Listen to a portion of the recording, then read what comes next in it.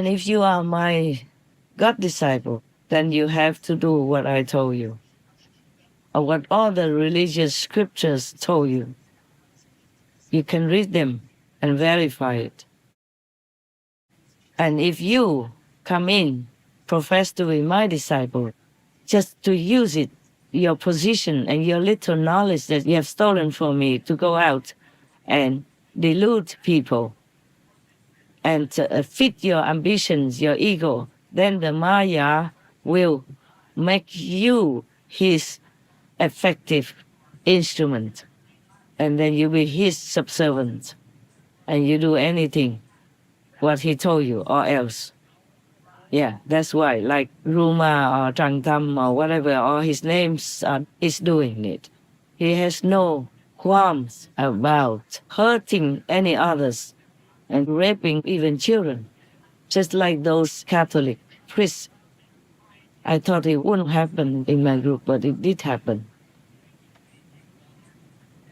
At least the person named Trangtam, yeah, or Ruma Chi, whatever.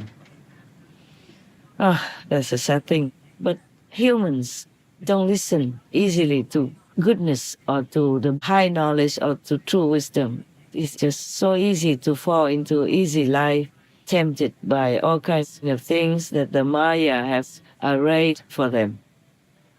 And once you're in there, it's difficult to get out. But there is still time. As long as I'm here, I will take you in my open arms and teach you. If you're sincere, if you really worship God and want to go home in God's domain, I always welcome you. Your karma, I will clean all up with no cost, nothing. I never ask you for anything. And I do some business, but it's fair, more fair than even outside business. We take just 10% interest so that we can continue and also help others. That's why I'm not as rich as many people you think are rich. I'm rich, but not overly rich, because I help others. I don't earn as much, but I give a lot more than other people who have a lot more money but don't give. Anyway, it's all God's money.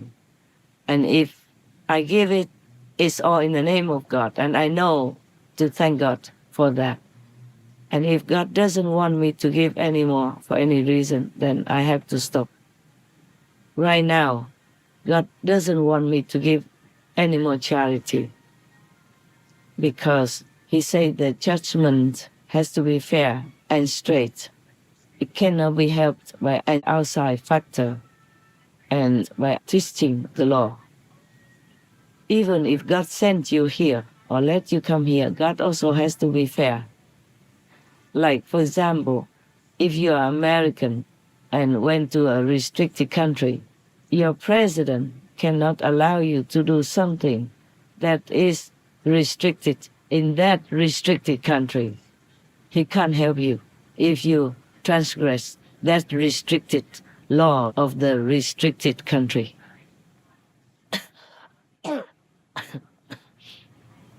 But we still can do charity, the greatest possible charity. According to Buddhism, I will tell you, even if you do charity in this world, it cannot be that you are not pure and not good. That's why the Maya will use your charity and your ego that goes with the charity to punish you. Because the devils will say that you are killing their creation, their citizens in this world, and you're killing their animal people to eat, for example, like that. And you do unfair business, you take too much, you earn a little, but you take too much and became rich without fairness. Then he will use all that to punish you, to drag you to hell, or to take you into their fold, to make you do more wicked deeds, so that they can punish others caused by your belief, by following you to do bad deeds. You see, that's what it is. In Buddhism, Buddha also say that when you give with a pure heart and purity, and the person who receives it is also pure in purity, then both will have merit, otherwise not. Liang Wuti, the Liang Emperor, was very proud because he built many temples and fed many monks to study Buddhism. So he thought he's top.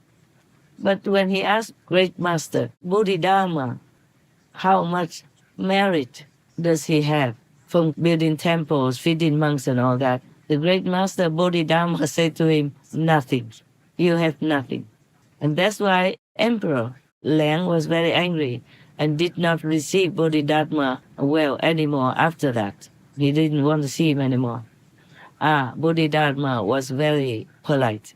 He just said, you get nothing only.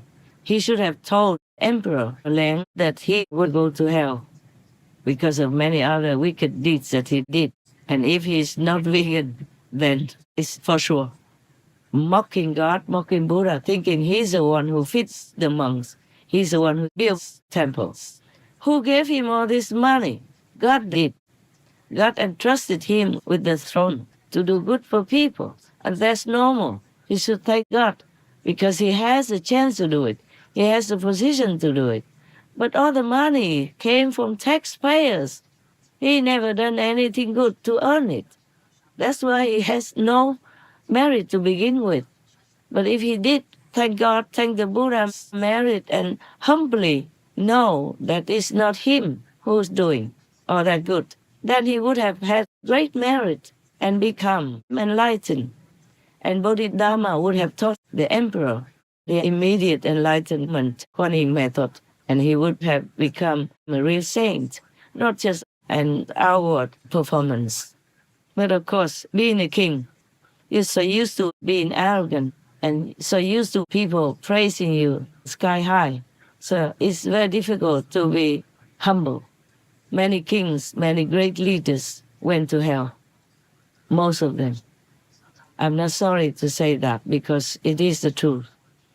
Only the king who is humble, who serves his people well, with all his good intentions, and gives all thanks and credit to God, to Buddha, would go to heaven. And he might be even lucky enough to meet a perfect master to teach him the liberating method, like the Quan method, for example. But up to now, none of them has it. So I just pray that at least they're humble. They thank God, praise God with all their heart and humility every day. And thank God, thank the saints and sages for all that he has received and is receiving. I just hope at least in their heart they do that. But difficult. The higher the position, the more arrogant you will be. Just by the position. The high position breeds arrogance and soaks it into your being, your mind, your brain, and makes you become arrogant like that. This is a Maya kind of natural occurrence, natural result of being in a higher position. That's why sometimes before, I jokingly told you, thank God that you're not a king. Yeah? That's why arrogant people all go to hell, no exception. Those people who are near-death experiences, at least they are not arrogant. That's why they have been given another chance and chosen to come back to tell the world the truth about heaven and hell, about all the things that we could do to make this world a better place, or at least make your life personally better. Because people who walk tall and talk big, like they are very religious, very faithful to God, all that, they went to hell because they abuse God's power. They abuse God's name for their own ego advantage. That is why you should never mock God. You should never abuse God's power, God's glory, to make your own personal gain and fame. That's the worst thing you could do. In Buddhism, there are also similar things, like if you're not yet a Buddha and you claim to be a Buddha, then you will go to hell, forever even. That's the greatest sin you can do. The same if you use God's power, God's name, God's glory, to build a net of ego glamour for yourself, then definitely you'll be punished. Not by God, by Maya, ironically. You see, because you go into the Maya's domain like this world, but you claim yourself to be a Buddha, meaning the opposite direction, the opposite power, and Maya knows that you don't have it, then of course they drag you down. There's no even need for any excuse because you're too vulnerable already. You have nothing, but you claim to be great so that people worship you, make offerings to you, or are even controlling people, oppressing people, or raping other people for money, for fame, or for ugly, lowly, low life desire. Then of course it's enough for Maya to drag you down to hell because you don't have any other power to be protected anyway.